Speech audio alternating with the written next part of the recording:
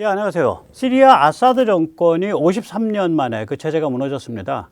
그런데 이걸 보면서 참 이 세상이 이제 굉장히 그 위기 속으로 들어가고 있는 거거든요. 이 국제 정세가 이게 심상치가 않습니다. 이런 상황에서 역설적으로 요번에 6시간 계엄으로 이 윤석열 대통령이 문제를 다 양성화시킨 게 이게 차라리 천만다행이다. 이게 일종의 예방혁명이다. 이런 생각까지 듭니다. 오늘 그 같은 이야기를 좀 짚어보도록 하겠습니다. 먼저 이제 오늘 시리아 얘기인데 이게 세상이 얼마나 그 살벌하고 우리가 어떤 그 기로에 서 있는지 이게 오히려 민주당의 탄핵 소추 안에서 고스란히 드러납니다. 예, 그 핵심 구절을 고스란히 인용하겠습니다. 소위 가치외교라는 미명하에 지정학적 균형을 도외시한 채 북한과 중국, 러시아를 적대시하고 일본 중심의 기이한 외교 정책을 고집하며 일본에 경도된 인사를 정부 주요 직위에 임명하는 등의 정책을 펼침으로써 동북아에서 고립을 자초하고 전쟁의 위기를 촉발시켜 국가 안보와 국민 보호 의무를 내팽개쳐 왔다. 뭐 속내를 드러냈네. 참 멍청해요. 그러니까 지금 미국을 끌어들여야 되는데 이 윤석열 제거를 음모하는 세력은 그런데 스스로 자기 입으로 우리는 친북, 친중, 친러야 이걸 밝혔으니 야, 참 대단한 신보입니다. 예, 민주당은 자신들의 친중, 친북 입장을 노골적으로 드러냈습니다. 이번 6시간 계엄의 배경은 급변하고 있는 글로벌 군사 지정학 위기 속에서 한국이 어떤 입장을 취해야 할 것인가 이 같은 주제가 깔려 있습니다. 민주당이 무슨 개꿈 혹은 몽상을 가지고 있든 없든 지구는 돌아갑니다. 우리랑 별 관계없는 듯한 우리와 8,000km 떨어진 시리아에서 화산이 폭발했습니다. 이는 푸틴 체제에 대한 사형 선고입니다. 숨이 끊어지게 생긴 푸틴 체제는 발악할 것입니다. 그 발악의 불똥은 한반도로 향합니다. 민주당의 탄핵 게임은 이 불똥을 더 키워서 대한민국을 홀랑 태워먹게 만들게 될 그런 작태입니다. 또 한동훈과 조선일보와 검찰, 경찰 등 사냥개들의 대통령 제거 게임 역시 이 불똥을 왕창 키워서 대한민국을 잿더미로 만들게 될 도발입니다. 예, 그 같은 상황에서 오늘 말씀을 좀 여쭈겠습니다. 예, 아시다시피 세뇌 탈출은 광고가 잘 붙지 않습니다. 예, 붙더라도 천천히 붙는 경향이 있습니다. 도와주시면 보다 좋은 컨텐츠로 찾아뵙는데 커다란 힘이 되겠습니다. 감사합니다. 예, 뭐 시리아에서 이제 그 하페즈 아사드 그 아버지죠. 그 아버지 동상을 저렇게 끌고 다니면서 지금 시민들이 환호를 합니다. 시리아를 53년 동안 혈통 지배해왔던 아사드 정권이 무너졌습니다. 한국 시간 일요일 HTS 반군이 수도 다마스커스를 함락시켰습니다. 이 사람들의 그 반응이 굉장히 좋아요. 시민들의 반응이. 네, HTS랑은 좀 다릅니다. 예, 그 나중에 구비를 좀 하셔야 됩니다. 러시아 타스 통신은 아사드에게 인도적 차원에서 망명을 제공했다라고 발표했습니다. 바샤르 아사드는 러시아로 도망간 겁니다. 처자식은 미리 가 있었어요, 러시아에. 아사드 혈통은 김일성 혈통에 비해서 역사가 짧습니다. 1971년 하페즈 아사드가 대통령에 당선되면서 시작됐습니다. 가운데 앉아 있는 것들이 하페즈 아사드와 그의 아내 아니사 마크루프이고 뒤에 서 있는 것들이 사남 일녀로서 왼쪽부터 마헤르 아사드, 바샤르 아사드, 바실 아사드, 마지드 아사드, 부슈라 아사드입니다. 왼쪽에서 두 번째 키 큰 저게 이제 말하자면 요번에 이제 쫓겨난 2세, 예, 2세 바샤르 아사드입니다. 2000년에 권력을 승계받았고요. 자기 아버지가 그때 퇴임했든가 사망했든가 하면서 24년을 다스려 온 거죠. 아사드 혈통 체제는 김일성 체제를 복사붙이게 한 케이스입니다. 김일성은 집권한 지 4년 만에 이 김일성 집권 언제 봐야 되냐. 저는 이제 1946년 2월 북조선 인민위원회 출범을 북한 정부 수립으로 봅니다. 이때 김일성 체제가 시작됐습니다. 이때 김일성의 나이 46년이니까 34살입니다. 그러니까 소련이 낙점을 한 거죠. 스탈린의 명령과 모택동의 보증을 받고 6.25를 시작했습니다. 아사드는 집권한 지 2년 만에 71년에 집권해서 2년 지나서 73년에 소련 그 당시 서기장 브레즈네프이고요. 소련의 명령과 이집트 그 당시 대통령 안와르 사다트입니다. 이집트의 보증을 받고 73년 중동전쟁 염키푸르 전쟁을 벌였습니다. 염키푸르 전쟁은 주요 전선이 두 개였습니다. 하나는 에집트 방향 즉 시나이 반도에서의 전선이 있었고요. 다른 하나는 시리아 쪽 골란 쪽에서 전선이 있었습니다. 그래서 골란 뺏긴 겁니다. 예, 그 당시에 욤키프르 전쟁은 북한도 참전했었죠. 예, 참전국 중에 하나입니다.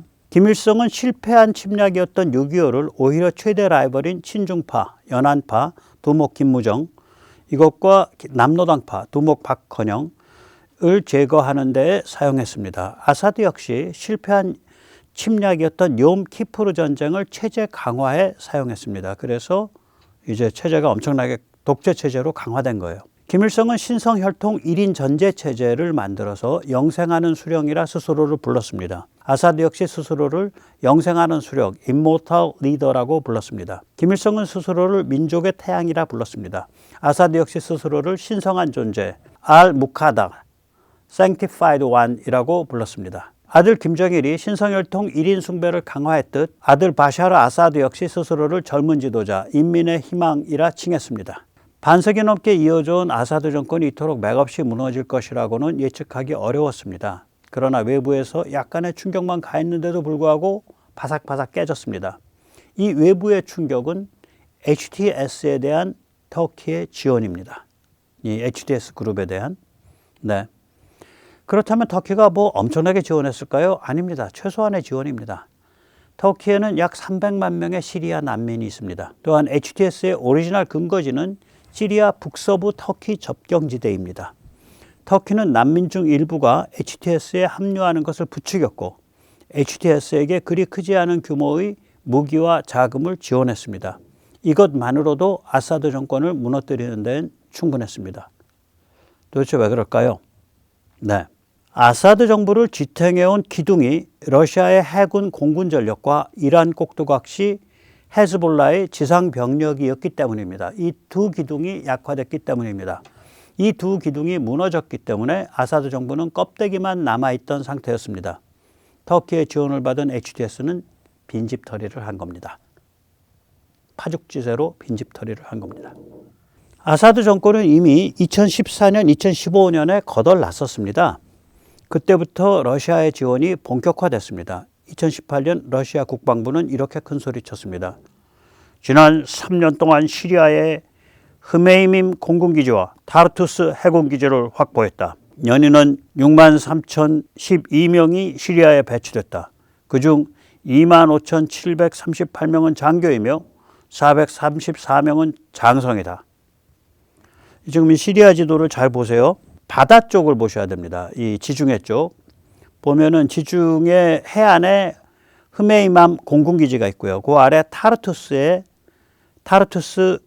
러시아 해군기지가 있습니다. 그리고 요번에 그 HTS는 이 터키와의 접경 쪽에 있다가 알레포를 처음에 먹었죠. 한 열흘 전쯤에. 그리고 남진을 해서 하마를 먹고 홈스를 먹고 남진을 해서 다마스카스를 먹은 겁니다.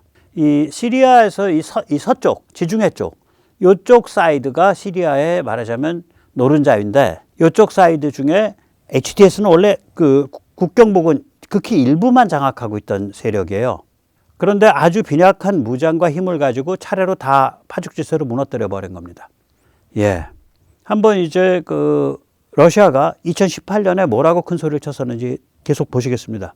러시아 연방 각 전구별 공군, 육군, 방공군 합참의 사령관들은 100% 시리아 순환 배치 경험을 획득했다. 육군 항공대 및 공군 전력의 90%가 시리아 순환 배치 경험을 또한 획득했다. 국경수비대 장교의 67%, 장거리 항공 전력의 60%가 전쟁 경험을 획득했다. 231종의 신종 무기가 실전에서 검증됐다. 항공기가 39,000회 이상 출격했다. 86척의 전함, 14척의 잠수함, 83척의 지원함이 189회에 걸쳐 해상작전을 경험했다. 뭐 우리가 이제 시리아 완전히 잡았어. 뭐 그리고 우리 시리아에 출병해가지고 우리가 참 그 여러 가지 그 살아있는 전쟁 경험 많이 획득하고 참 좋아해. 뭐 이런 얘기를 막 떠버렸었어요. 2018년입니다. 이게 불과 뭐 6년 전에. 그러니까 시리아에 본격적으로 러시아가 출병한 지 3년 후에 이렇게 떠버렸어요.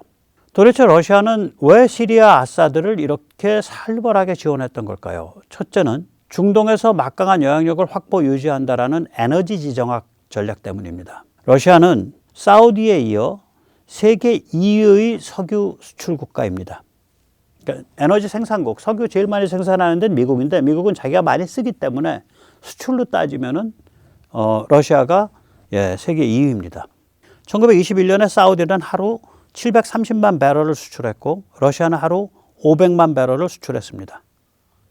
러시아는 또한 세계 1위의 천연가스 순수출국입니다. 아니 무슨 소리야? 미국이 러시아보다 좀 많은데 명목 수출량으로는 미국이 세계 1위입니다. 그러나 미국은 캐나다로부터 막대한 천연가스를 수입합니다.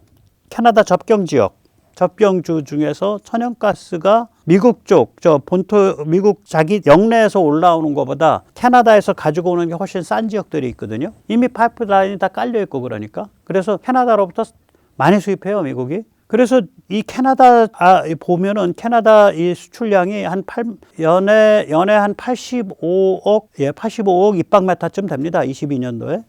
그 중에 한 850억 입방메타, 그 중에 600억, 700억 입방미터가 미국으로 넘어가는 거예요. 그러니까 미국 수출 물량에서 600억 내지 700억을 빼면 미국이 지금 1950억 입방메타거든요. 2022년에 거기서 600억에서 700억을 빼야 됩니다. 이걸 빼고 나면 미국은 거의 카타르 수준이에요. 그러니까 러시아가 순수출로는 1위란 소리죠. 그렇게 됩니다. 그러니까 압도적 1위입니다. 22년에도 아직 전쟁 터진 해에도 왜 그러면 그때는 유럽이 아직 수입선을 아직 조정하기 전입니다. 22년은 조정하는데 1년쯤 걸렸습니다. 러시아는 이렇게 세계 에너지 시장에서 가장 중요한 역할을 해온 핵무장 석유가스 마피아 국가입니다. 마피아 군성이 뿌리 깊죠.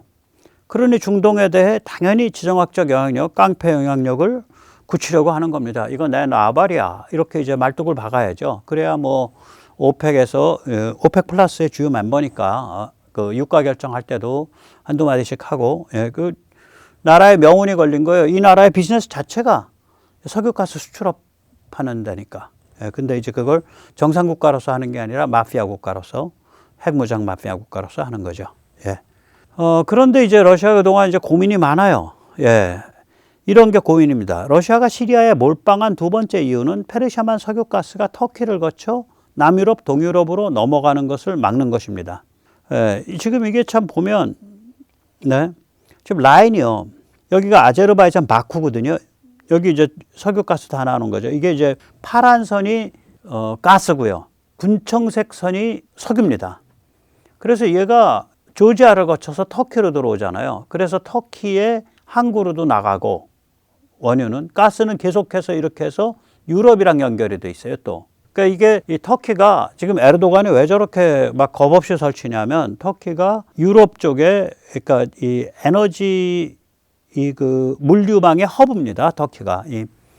그래서 이제 그런데 러시아는 아제르바이잔 석유가스가 터키를 거치는 것 때문에 이미 속을 썩고 있어요. 게다가 이제 카스피의 해저 파이프, 이게 이쪽이 카스피해입니다. 카스피의 해저 파이프를 통해 카자흐스탄 석유가스가 아제리, 조지아, 터키 라인을 타게 될 날도 멀지 않았습니다. 이 아제르바이잔을 줄여가지고 아제리라 그럽니다. 그러니까 이게 여기 건너편이 이게 카자흐스탄이거든요. 카자흐스탄에서 아제르바이잔으로 넘어와서 이제 아제리, 조지아, 터키 라인을 타는 거죠.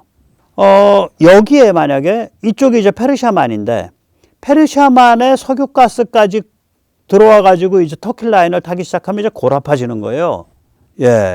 근데 이 페르시아만에서부터 터키까지 송유관, 가스관을 연결하려면 시리아를 지나는 게 맞습니다. 그래서 러시아는 시리아를 장악함으로써 페르시아만에서 그 송유관, 가스관이 연결되는 것을 차단하려고 하는 그런 목적이었죠. 그러니까 명확합니다. 이게 에너지 그 글로벌 군사지정학과 관계가 있습니다. 왜 러시아가 이쪽 그 중동에 이렇게 공을 들였는가? 이건 여러 가지로 봐서 이건 전형적인 에너지 군사지정학입니다. 이제 앞서 말씀드렸듯이 러시아 전력이 우크라이나에서 소진됐기 때문에 더 이상 시리아 아사드 정권을 위한 공군 해군 작전을 펼 수 없게 됐습니다. 앞으로 아마 10중 8구 흐메이민 공군기지와 타르투스 해군기지 역시 철수하게 될 겁니다. 푸틴에게 굴욕의 순간이 닥친 겁니다. 아사드 정부를 지원해온 러시아의 공군 전력만 없어진 게 아닙니다. 아사드를 위한 육군 역할을 해왔던 헤즈볼라 역시 박살났습니다. 지난 9월 무선 호출기 폭발 사건으로 수천 명에 이르는 헤즈볼라 기관 요원 네트워크가 붕괴했습니다. 이게 장교급 혹은 하사관급인데, 장교급인데, 그게 3,000에서 4,000 명이었거든요. 그 당시에. 무전기랑 호출기 폭발이. 그러니까 중간 허리가 다 끊겨버린 거예요. 그리고 중간에 누군지 다 노출이 된 거죠. 왜냐하면 병원에 와서 치료를 받았으니까. 그리고 헤즈볼라의 핵심 지도자들 역시 거의 100% 제거됐습니다. 이 헤즈볼라는요, 시리아 서부를 중심으로 해서 이게 그 색깔이 좀 칠해져 있는 데가 다 시리아입니다. 그 중에 누리끼리하게 진하게 칠해져 있는 데가 이게 쿠르드고요. 쿠르드는 이미 자체 해방구를 형성하고 있어요. 이건 어떻게 해볼 도리가 없어요, 이제는.